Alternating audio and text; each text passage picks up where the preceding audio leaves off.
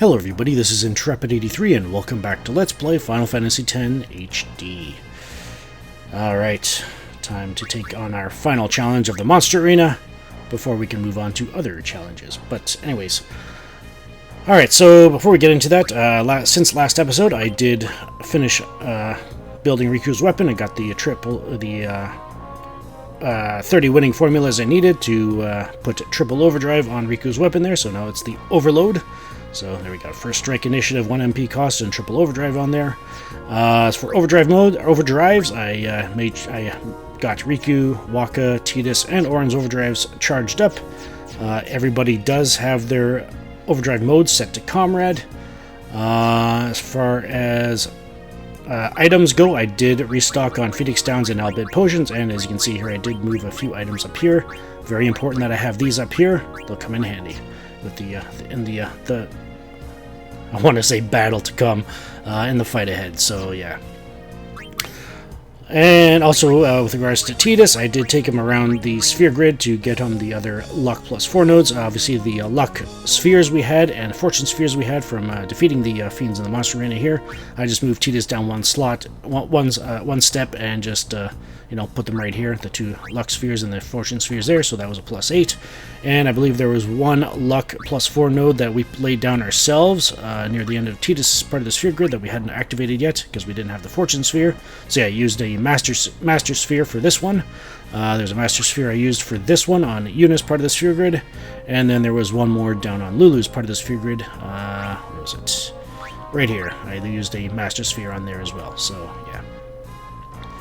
Keep in mind, for the Master Spheres, I did not need to move anywhere for. I just needed to go in here, select it, and just choose wherever I wanted to put it, kind of thing. So yeah, all of the Luck plus 4 nodes are mine, currently. So yeah, and in total, Tidus now has a Luck of 54. So, and I realized after I'd decided to do that, I didn't actually need to do that yet. So, but oh well, it'll make things a bit easier when it is a bit more important. So yeah, huzzah for that.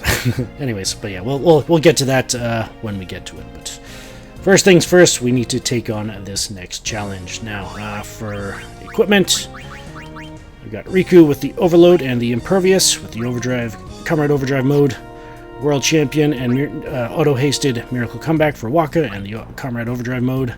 I've got Lulu in the 3rd slot here with her Onion Knight and the Phoenix Bangle, and the Comrade Overdrive mode, but that's not really as important as her placement in the front line for the first round. So yeah, recommend that, or basically anybody that has a lower agility stat. I just chose Lulu because she has one of the lowest, I guess other than Auron, she does have the lowest agility stats, so yeah. And then, of course, Auron, we have the Masamune and the auto-hasted Phoenix Bracer with the Comrade Overdrive mode. Alright, and with that, let's make sure we got the right items in the top slots here, just for the sake of quick access, and we do, so, alright, let's do this. So, for defeating the Area Conquest Creations, all of the Species Conquest Creations, and all of the original creations, we unlocked Nemesis. Now keep in mind, I'm going to go into this battle. I do not want to start this battle with a preemptive strike for the sake of being able to duplicate this method for anybody watching. So yeah, but if you guys get the preemptive strike, by all means use it. But yeah, so if I get a preemptive strike here, I'll just back out of the battle and I'll try again, kind of thing. So yeah, all right, let's do this.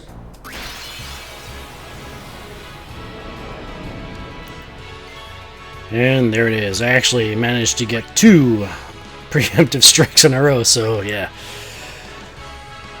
That's what, 50 grand out the window? So yeah. Alrighty, here it is, Nemesis. It has 10 million HP. We need to do 99,999 damage to be able to overkill it.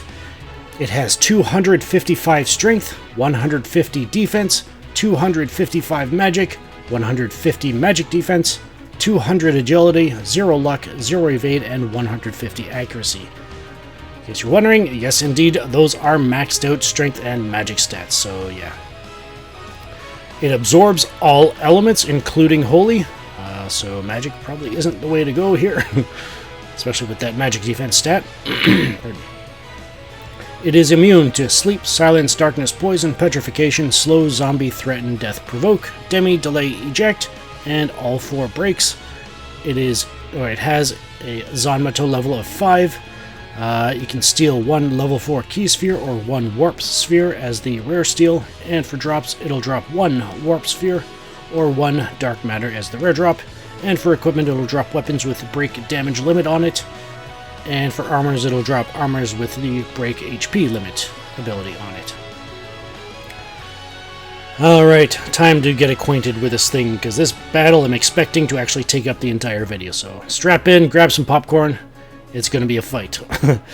Pardon me. Alright, so as far as abilities that this thing has, straight up, I'm expecting every single one of these attacks to kill me every time we get hit with it, so just a heads up there, but I'm going to go through them anyway, just for in case for those who have decided to max out their stats early on, so this may actually be a bit more applicable to them. So, but knowing what to expect as far as single target and single target counterattacks and multi-target abilities go, it's probably still be useful for that, for anybody who is taking it on at the same levels that I am. So yeah, with just a maxed out sphere grid. Alright, so the number one, well, first of all, it's got a normal physical attack, it's single target, physical based damage, and obviously with a maxed out strength stat, it's going to do a lot of damage to us. So much so, yeah, it's straight up going to kill whoever it touches with that physical attack. I'm expecting around 45,000 damage per hit, so yeah.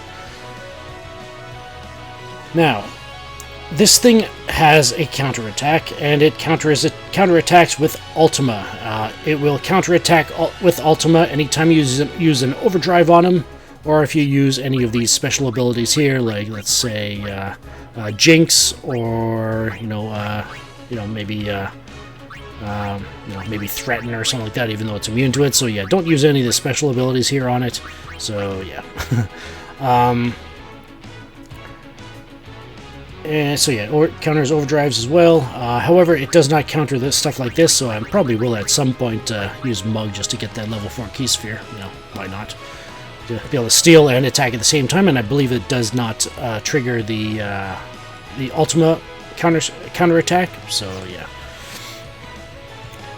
Next up is the big one, or the second to biggest big ones. We got Ethereal Cannon, single target, non-elemental magic damage. I'm expecting that to one-shot whoever it hits.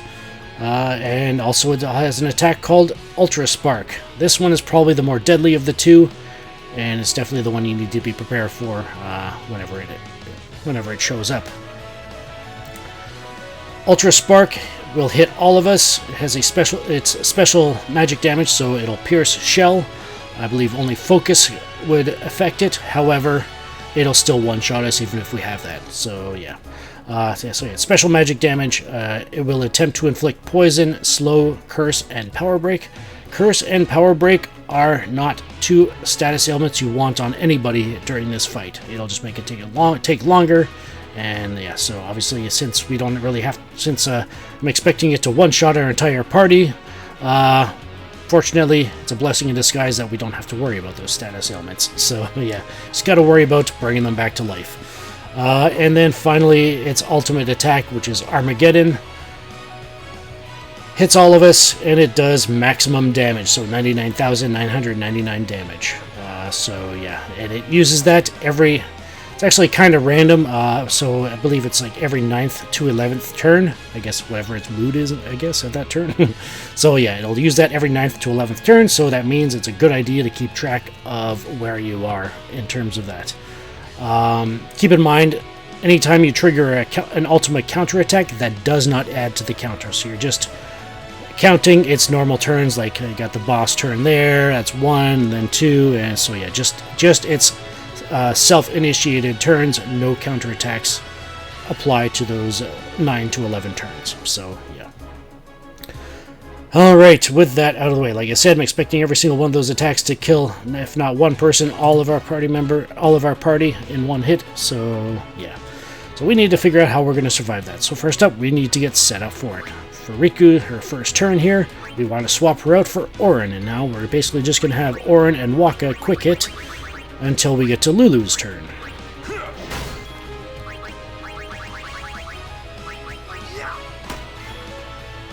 And obviously this thing is armored as well, so it heads up there. Alright, here comes Lulu's turn. And let's swap Lulu out for Rikku to bring her back in. We've got all three of us in here. We are using a mix. And we want to mix any curtain with a Gambler's Spirit. Or if you are missing any curtains, you can swap the curtains for a Healing Spring and a Gambler's Spirit for the same result.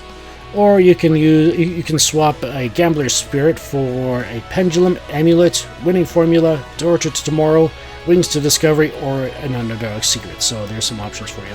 I'll have those listed out in the video description just in case, just for those who want, absolute clarity, because this fight is going to take a while, and it does require a certain amount of simplicity and focus to be able to, being able to keep things simple and focusing and all that fun stuff. So yeah, we want to mix a Star Curtain and a Gambler's Spirit here. This is Hyper Mighty G. It does a whole bunch of stuff like Shell, Protect, Regen, Shell, Shell, Protect, Regen, Haste, and I believe it does Auto Life as well, and I think that's pretty much it. The number one thing we're using that mix for is the Auto Life. So yeah. Anyways, alright, so it looks like we're set up. Now our next step is to figure out where this thing is in terms of its Ethereal Cannon and Ultra Spark attacks.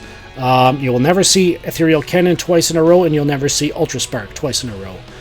It'll basically just go back and forth between those two with physical attacks scattered in between there as it sees fit. So we want to figure out where we are in that, and we want to make sure that we have not only Auto Life on us when we do this, but we also want to make sure that if anybody dies, we want to cast Auto Life with Rikku on them. So yeah, and keep in mind you're going to find out very quickly why we have the 1 MP cost ability on Rikku's weapon, because of how expensive Auto Life is. Yeah, there's the physical attack, 45,000 damage. Auto Life revives her, and she's ready to go again. So yeah, Auto Life would cost, without the 1 MP cost ability, it costs 97 MP per cast. So yeah, Rikku would run out of MP very quickly. So yeah, so let's just keep hitting this thing. Best case scenario with that first attack is that it hits Auron so that he can start doing maximum damage with his Masamune. So yeah, which means we only need to really worry about curing Wakka at any point. So yeah, alright, so that was one turn from Nemesis there, so I gotta make sure I'm keeping up with that counter there.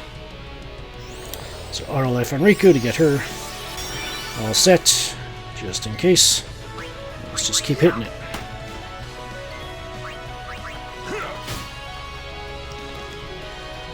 And we got Ethereal Cannon first. Alright, so the next turn it could be a physical attack or it could be Ultra Spark, so we definitely want to make sure we get Auto Life back on Wakka there to be able to survive the Ultra Spark. Rikku is pretty much going to be the one focusing on all of that stuff.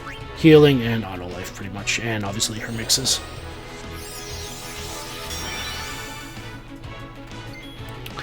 Alright. I just put it on him, right? Yeah, I see the halo there. Alright. So, we may as well Wakka then, just so he can I mean, it'll be for one turn, but still, you see how much damage he's doing with his low HP, so let's get him back up to speed again.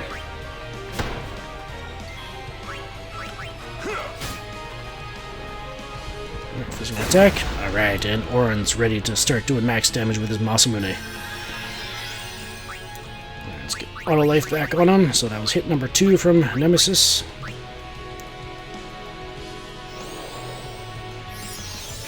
So there'll probably be a point in this battle where I just stop talking and just work on it, so yeah. But I'll probably just go through the first round of turns here up until Armageddon, and then that'll probably be it. So yeah. And yes, I am expecting Auron and Wakka to both run out of MP in this battle. I will not be replenishing it, so yeah. And I do intend on using Wakka's Overdrive as well, so just a heads up there. Rikku, you know what? She's got an extra turn here, so let's use Mug. Just to get the level 4 key sphere, why not? And another 10 grand of damage towards it. Alright.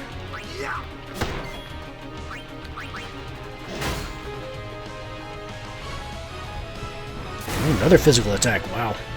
So the next turn is most likely going to be Ultra Spark. Let's heal up Wakka again. Oh boy, I probably should have done Auto Life first. Auto Life by far should have priority. I just messed up there a bit. So fortunately the turns didn't penalize me too badly there, so yeah. There we go. Yeah, Auto Life over damage with Wakka, so yeah. Auto Life should be the first thing you reach for. I'll try to make sure I do that from here on out. And there's Ultra Spark. This is going to wipe us out, but because we have Auto Life on all three of us, we should be fine. So yeah. Instant death for us.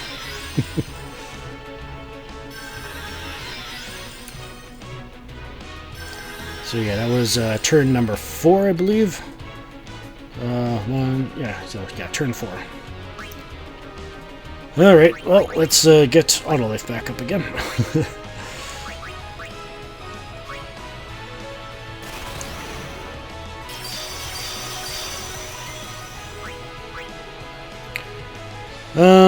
We got turn 4. We've just gone through Ultra Spark, so it might actually, you know what? We can actually use Wakka's Overdrive now that we've got... Here's the thing. There's 3 conditions you need to have met in order to consider it safe to use attack reels. 1, it has to be after Ultra Spark. 2, it has to be before, I'd say, Nemesis' 7th turn. So we've gone through, well, we're coming up to its 5th turn, so it's still safe there. So that's condition number 2 met. And number 3, definitely you want all 3 of the party members with Auto Life on this. So we've got all 3 conditions met, so let's use attack reels. Why do I keep saying auto attack? I don't know. Obviously, we are going for 12 hits every single time. And I nearly missed that last reel there. But, yeah. So this does about, obviously 600 grand plus. And there's Ultima, which will wipe us out, but Auto Life will bring us back.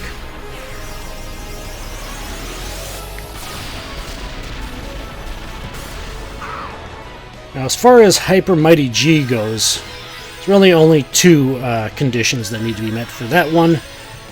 Or two situations where you want to consider using it, and that is after Ethereal Cannon, obviously, to be able to survive Ultra Spark, being able to survive it, should it be its next turn after Ethereal Cannon, and then obviously before, I would say, before Nemesis' 9th turn, so yeah, so you can survive Armageddon. Alright, so we're back up, and let's make another one. And obviously after being hit with Ultima, good idea to establish it as well. So I guess it's a third consideration for it. Yeah, anything else other than that, Auron and Wakka are going to be quick hitting and then attacking once the MP runs out. And eventually, actually yeah, now would be a good time to get Auron on Sentinel here so that if Nemesis attempts to attack Rikku, it'll hit Auron instead. A physical attack hits Rikku, or tries to hit Rikku, it'll hit Auron instead, and it'll recharge Riku's overdrive gauge. So, and also it'll trigger Auron's counterattack, which is definitely a good thing. And we got Ethereal Cannon right away, so alright. Whenever it hits, we're going to be putting Auto Life on.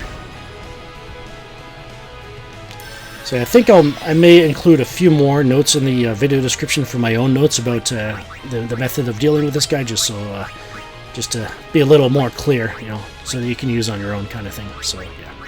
All right, and let's just have Auron keep going here. We want to put Auto Life back on Wakka.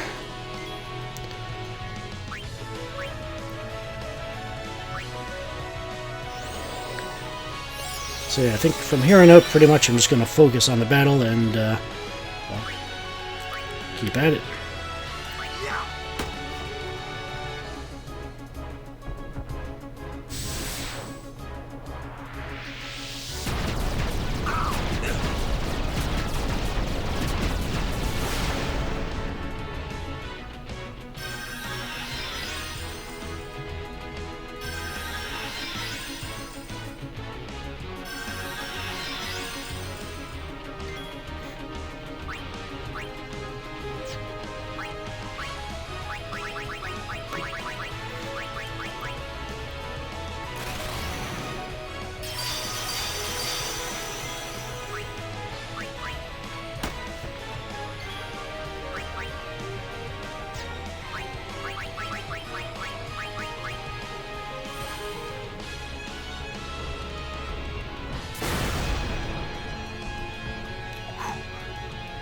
$21,000 damage even with Sentinel, with a double protect effect. Yeesh.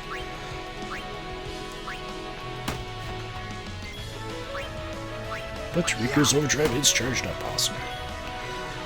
Right.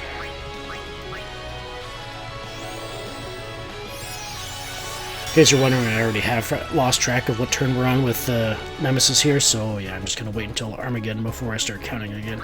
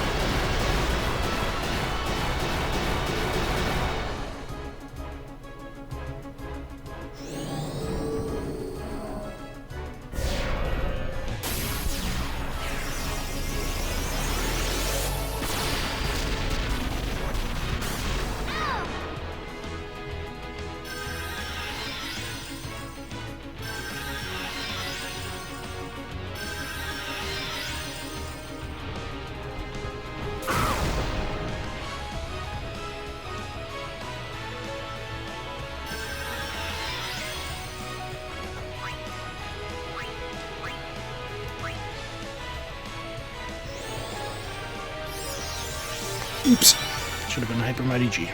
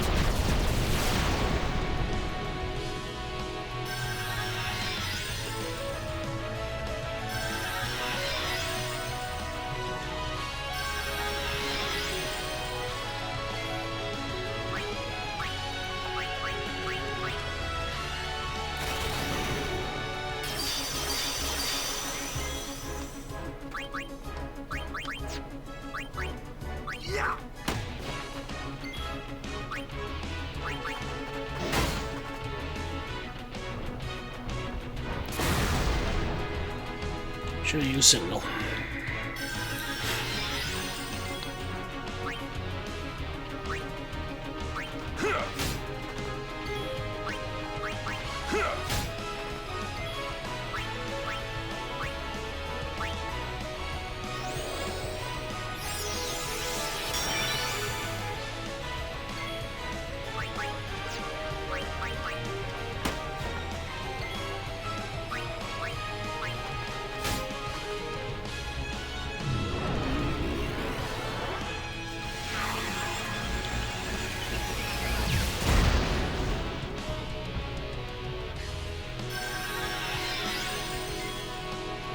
That's attack number 9, so yeah. Guess you're wondering why I'm not using an overdrive rate with Wakka.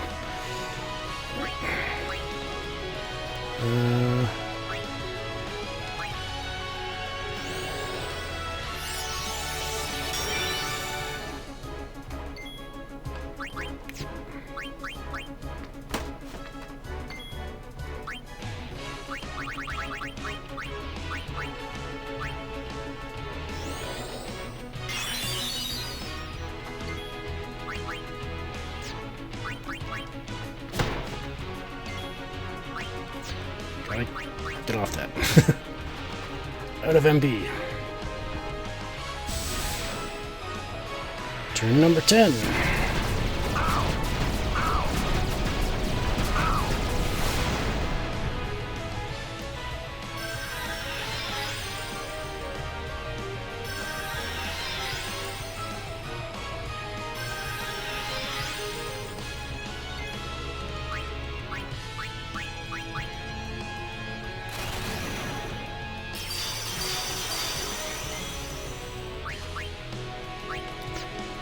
Come on, James, get off that.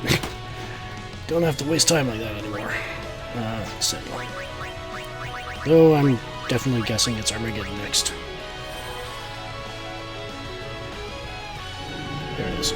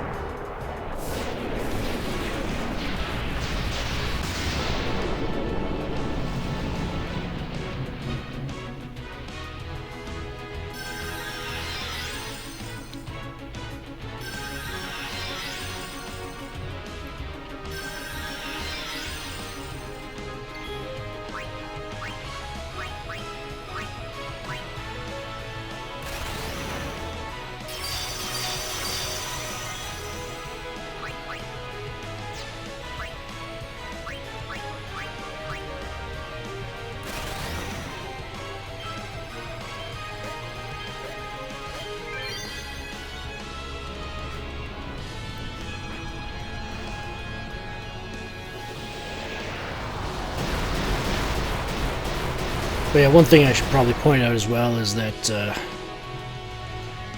Obviously, Wakka's overdrive is not being affected by his HP, so...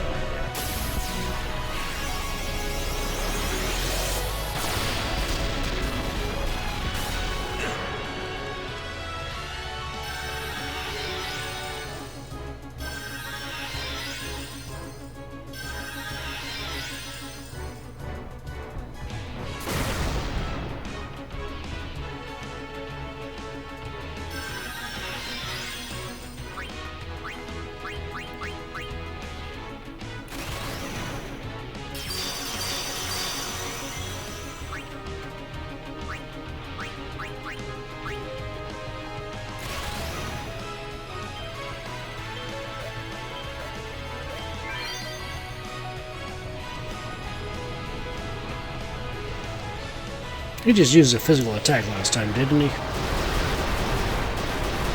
I hope he did.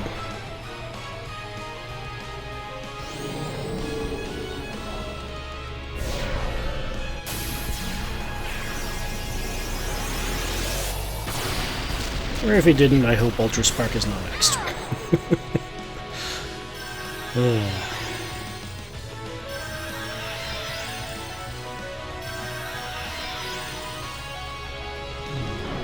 Okay, phew.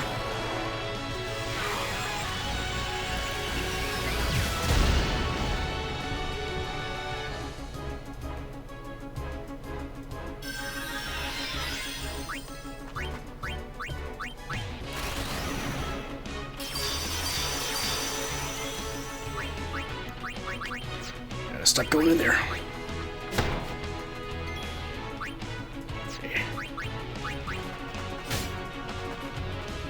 Yeah, probably should have used it as a sentinel, but didn't need to.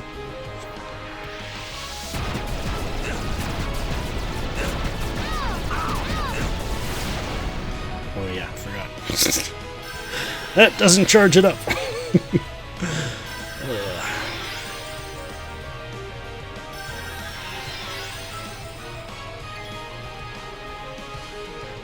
Alright.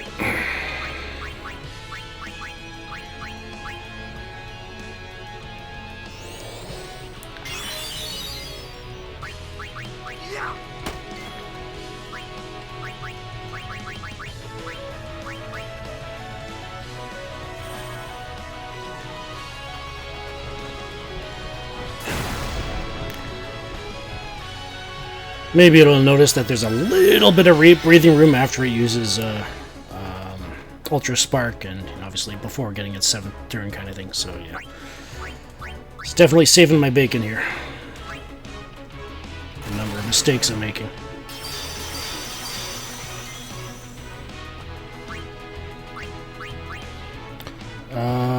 It used Ultra Spark, so...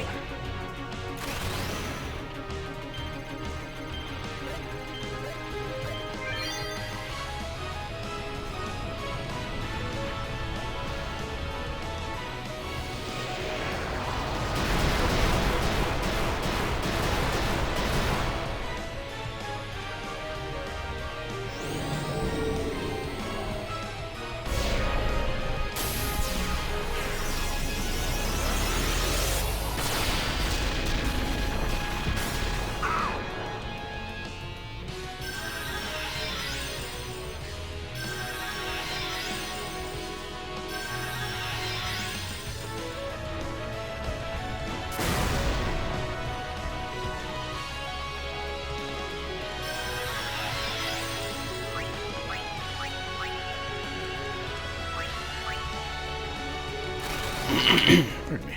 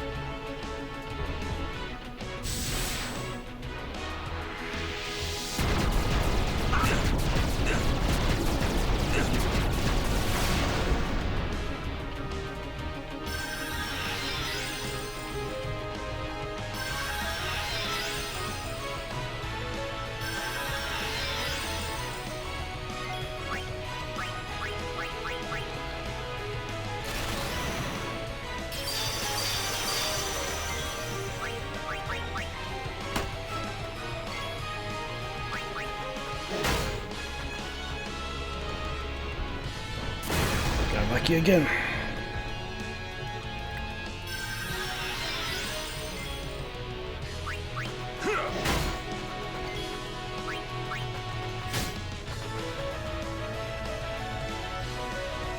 And we got him.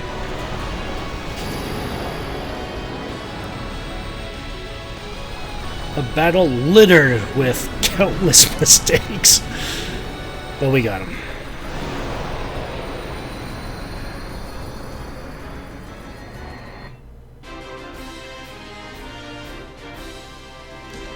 What if I were to tell you, in the international PlayStation 2 version and the HD remaster, that is not the most powerful fiend in the game. But we have defeated Nemesis, and thus we have defeated the monster arena.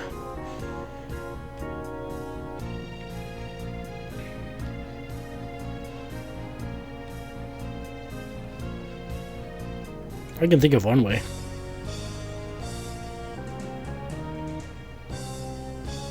Funny you should say defeat sin. Why don't you send Nemesis after him? We get the Mark of Conquest. Key item.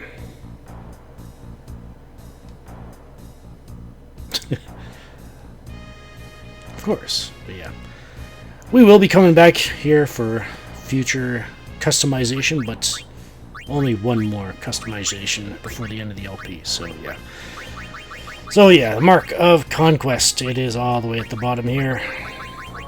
Given to those who have surpassed mortal bounds. Indeed, how many times were we revived in that battle?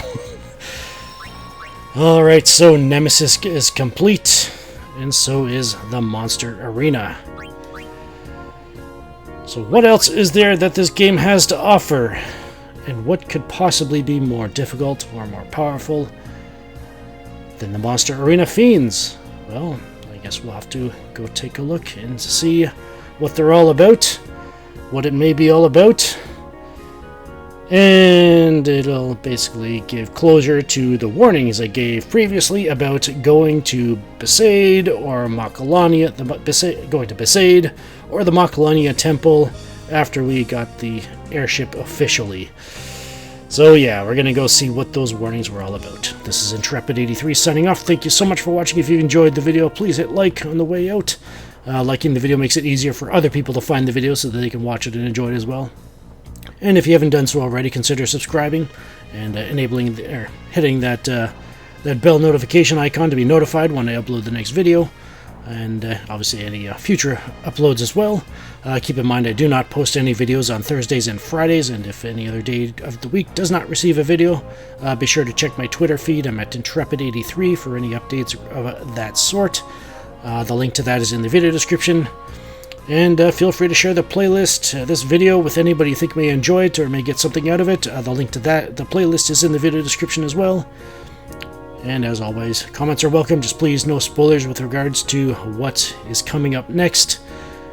And yeah, and we will all embark on that journey next time. This is Intrepid83 signing off. Thank you so much for watching. Take care, be blessed, and have a good one.